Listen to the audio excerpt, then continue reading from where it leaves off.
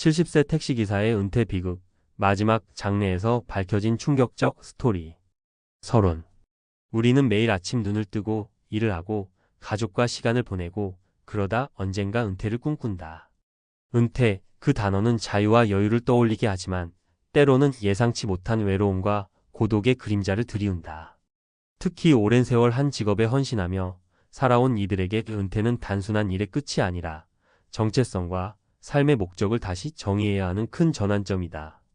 70세 택시기사 김영수 가명 씨의 이야기는 바로 이런 현실을 적나라하게 보여준다. 그는 수십 년간 새벽부터 밤까지 서울의 거리를 누비며 승객을 실어 날랐다. 하지만 은퇴 후 그의 삶은 점점 고립되었고 결국 장례식에서야 그의 외로웠던 마지막 날들이 세상에 드러났다. 김영수 씨의 이야기는 단순한 개인의 비극이 아니다. 우리 모두가 은퇴를 준비하며 또는 은퇴 후 삶을 살아가며 마주할 수 있는 현실이다. 그의 이야기를 통해 은퇴 후 삶에서 무엇이 중요하고 어떻게 준비해야 하는지, 그리고 무엇보다 공감과 연결의 힘이 얼마나 소중한지 함께 고민해보고 싶다. 본론. 은퇴 후 삶의 도전과 준비의 필요성. 은퇴는 누구에게나 찾아오는 인생의 한 장이다. 하지만 그 장이 반드시 행복한 결말로 이어지는 건 아니다. 특히 한국처럼 빠르게 고령화되고 있는 사회에서 은퇴 후 삶은 단순히 경제적 준비만으로 해결되지 않는 복합적인 문제다. 김영수 씨처럼 오랜 세월 한 직업에 헌신한 사람들은 은퇴 후 갑작스럽게 삶의 중심을 잃어버릴 가능성이 크다. 택시기사라는 직업은 단순히 돈을 버는 수단이 아니라 그의 사회적 연결망이자 정체성의 핵심이었다. 매일 승객들과의 짧은 대화, 동료 기사들과의 커피 한 잔, 그리고 도로 위에서의 익숙한 리듬이 그의 삶을 채웠다. 하지만 은퇴와 함께 이 모든 것이 사라지자 그는 점점 고립되었다. 은퇴 후 삶에서 가장 큰 도전 중 하나는 바로 사회적 고립이다. 한국노인종합복지관의 2023년 조사에 따르면 65세 이상 노인의 30% 이상이 주 1회 이하로 타인과 대화하거나 사회적 활동에 참여한다고 답했다. 이는 단순한 숫자가 아니라 외로움이 노인의 정신적, 신체적 건강에 얼마나 큰 영향을 미치는지를 보여준다. 외로움은 우울증, 불안, 그리고 심지어 심혈관 질환의 위험을 높인다. 김영수 씨의 경우 은퇴 후 가족과의 관계는 점점 멀어졌고 동료들과의 연락도 뜸해졌다. 그의 장례식에서 한 동료 기사는 이렇게 말했다. 영수 형이 은퇴하고 나서 연락이 뜸했어요. 바쁜 줄 알았는데 이렇게 외로웠을 줄 몰랐어요. 그렇다면 은퇴 후 이런 비극을 피하려면 어떻게 해야 할까?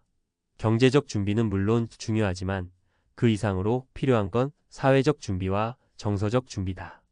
은퇴는 단순히 일을 그만두는 게 아니라 새로운 삶의 방식을 설계하는 과정이다.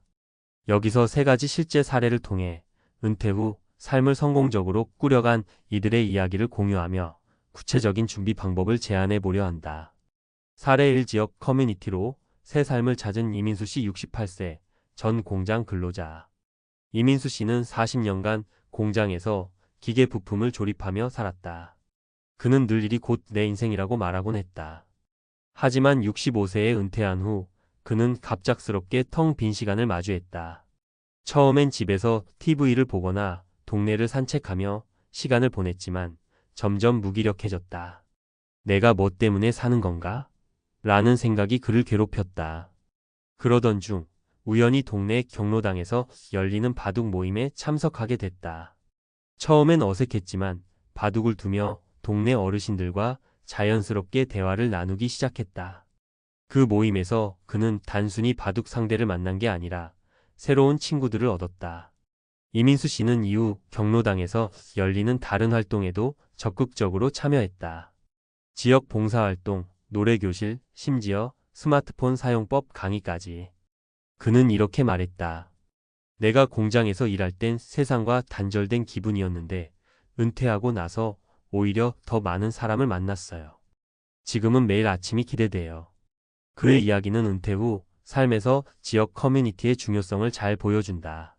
특히 한국처럼 동네마다 경로당이나 복지관이 잘 마련된 환경에선 이런 공간을 적극 활용하는 게 큰 도움이 된다. 준비 팁. 은퇴 전 동네에 어떤 커뮤니티가 있는지 미리 알아보고 관심 있는 활동에 조금씩 참여해보자.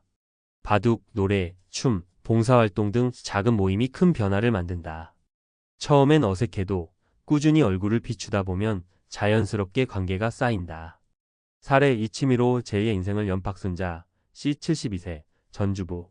박순자 씨는 평생 주부로 살며 가족을 돌봤다. 자녀들이 독립하고 남편이 은퇴한 후 그녀는 갑작스럽게 삶의 중심을 잃었다. 집이 너무 조용해서 무서웠어요. 내가 필요 없는 사람 같았죠. 그러던 중 우연히 지역 도서관에서 열리는 수채화 강의를 발견했다. 미술에 전혀 소질이 없다고 생각했지만 한번 해보자는 마음으로 등록했다. 처음엔 서툴렀지만 점점 그림 그리기에 푹 빠졌다.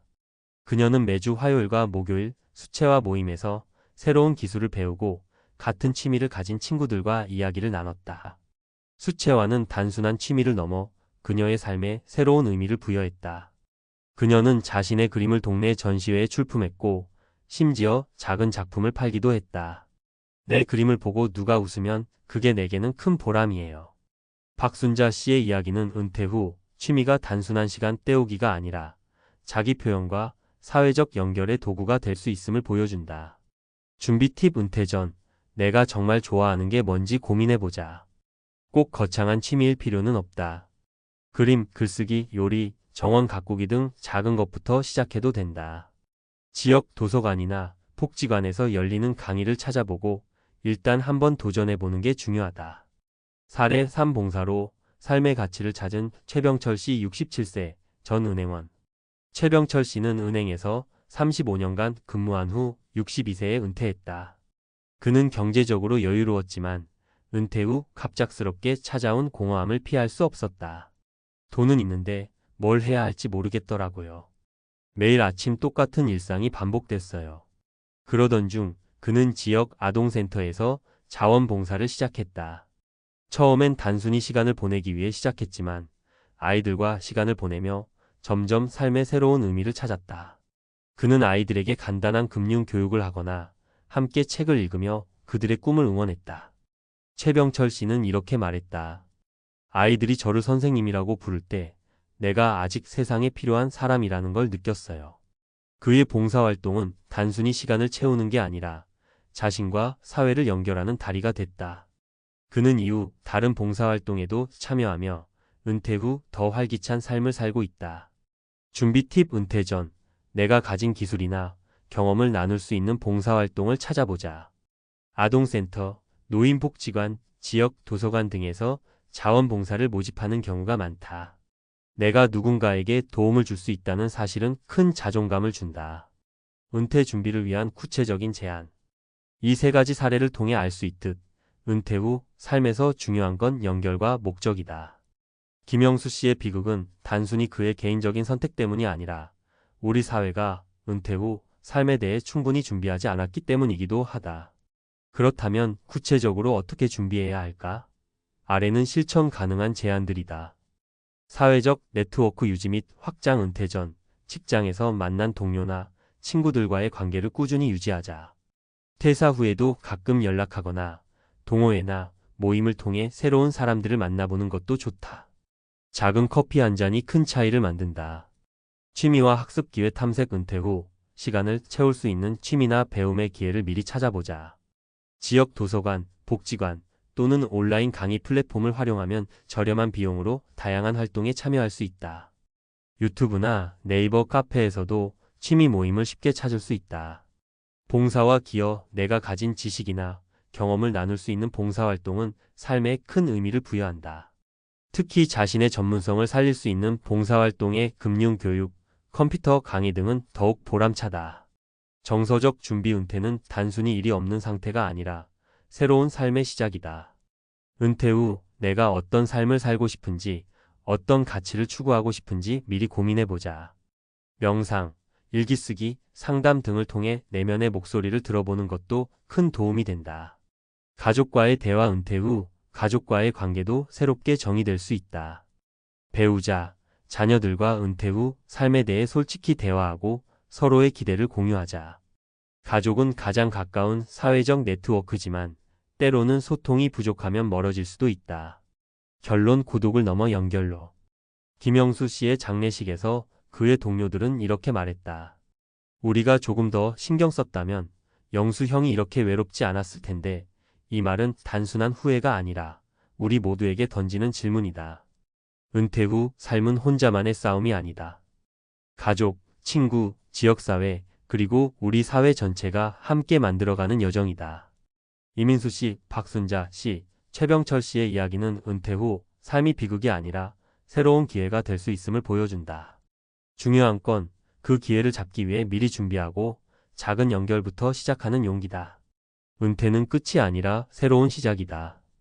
김영수 씨의 비극이 우리에게 가르쳐준 건 단순히 돈이나 시간이 아니라 사람과 사람 사이의 연결이 삶을 채운다는 사실이다.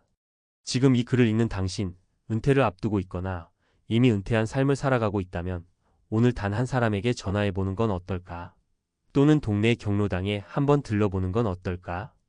그 작은 행동이 당신의 은퇴 후 삶을 바꿀지도 모른다. 우리 모두 고독이 아닌 연결로 나아가는 삶을 꿈꿔보자.